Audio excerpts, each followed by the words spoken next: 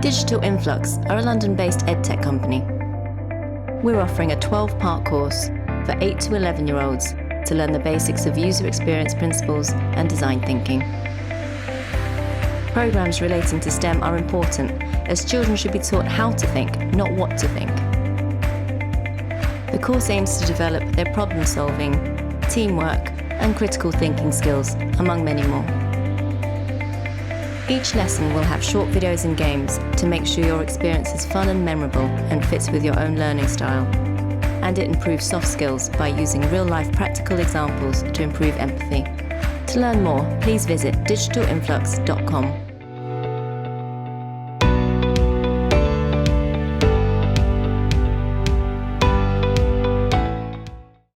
UX is good for all countries, the whole world, that's for certain.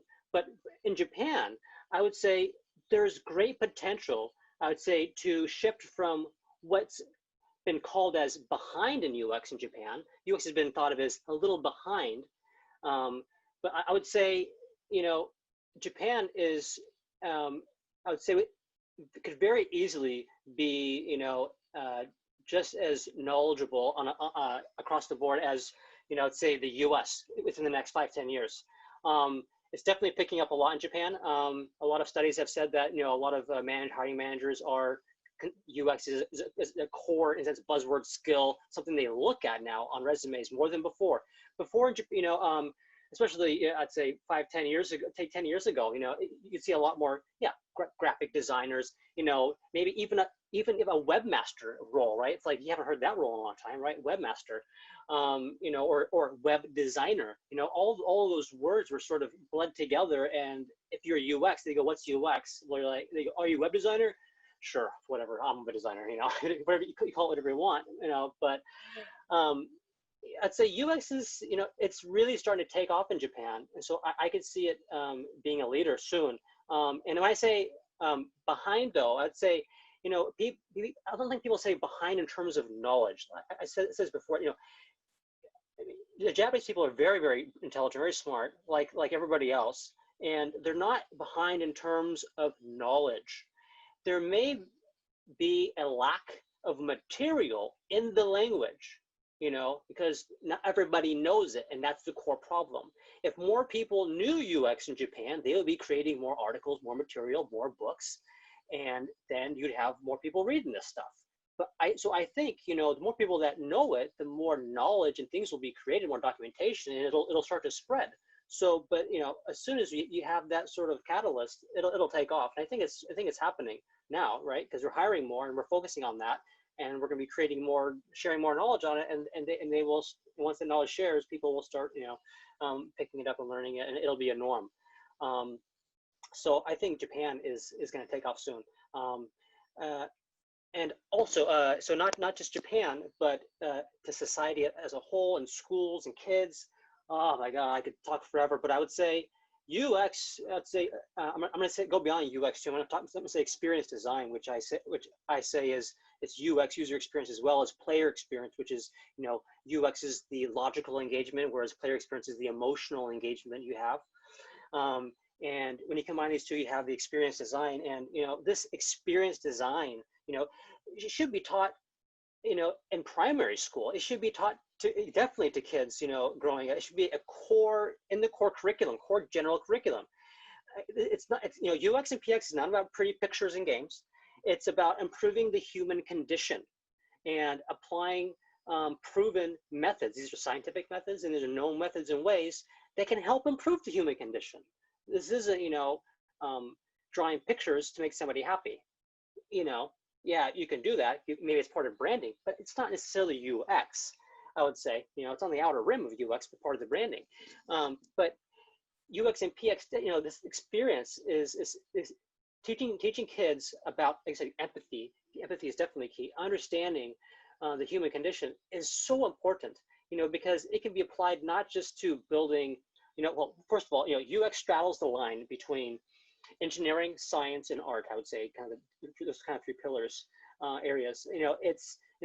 But at the same time, although it's on the line, it's none of those. It's in a category on its own, right? Because it's a multidisciplinary field that takes information and ideas from all of them and puts it in a nice process. So, understanding experience design is understanding yourself, others, in society, as well as design principles, rules, and processes that can be applied to anything in life, not just applications and not just sites. A great example of this that you could, for kids and adults alike, a good example is there was a TED Talk where a UX designer got a job at Google. He thought he would never get it, and nobody ever gets in, kind of thing, right? It's like 0.5% get in of all the applicants. And you know how he got in? Because his resume looked like a wanted poster. Isn't that interesting? Isn't that brilliant? It said wanted, UX designer, like wanted, like he's a wanted guy, a felon. But he's like a UX felon.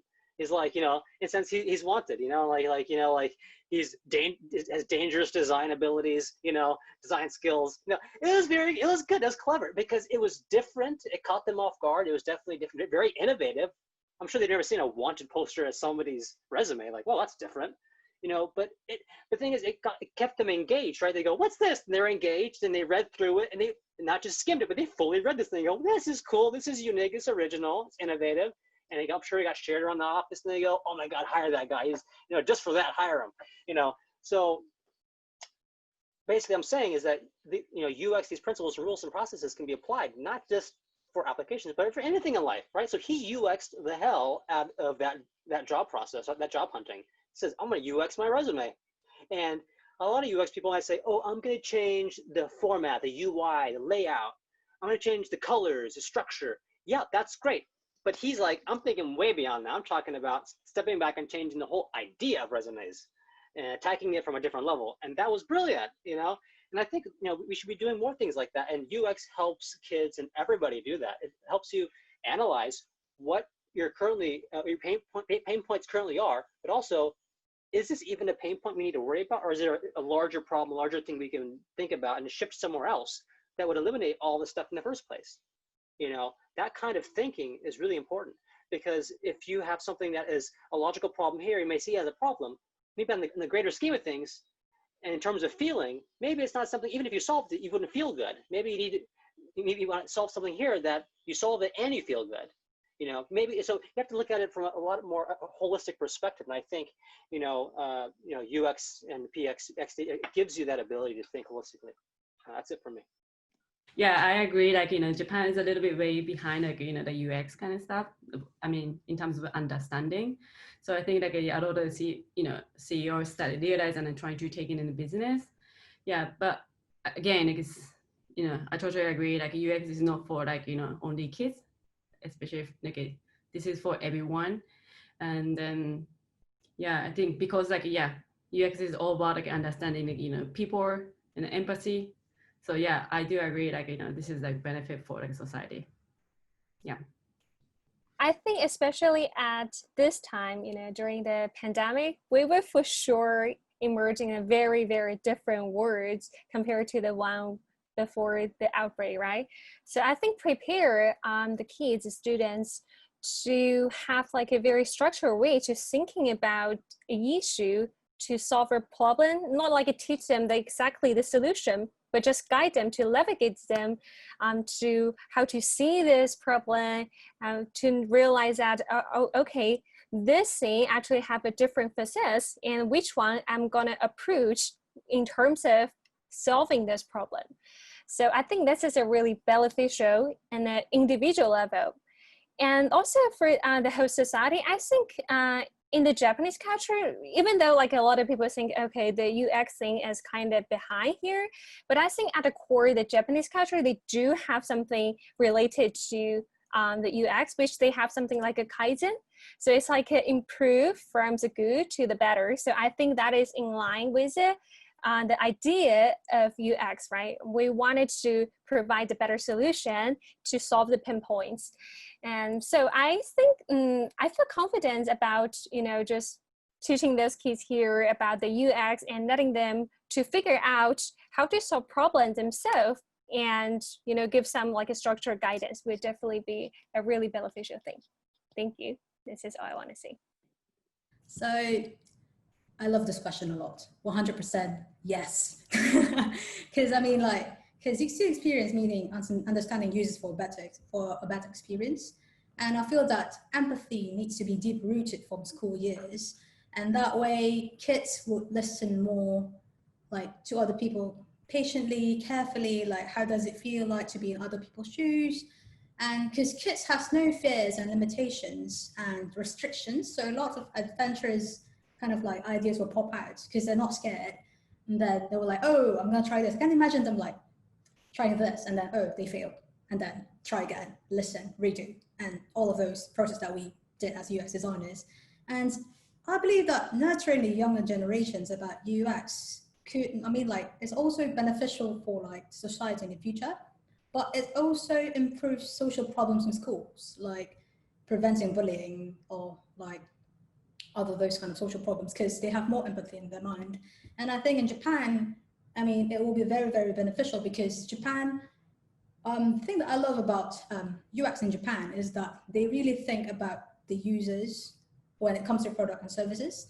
I mean, as simple as those onigiri wrap in konbini, like they know how to make it like, they know how to make like, oh, like this onigiri is not like, the seaweed does not stick to the rice. And that is really helpful for like users that doesn't want the seaweed to be like kind of like damp from the rice.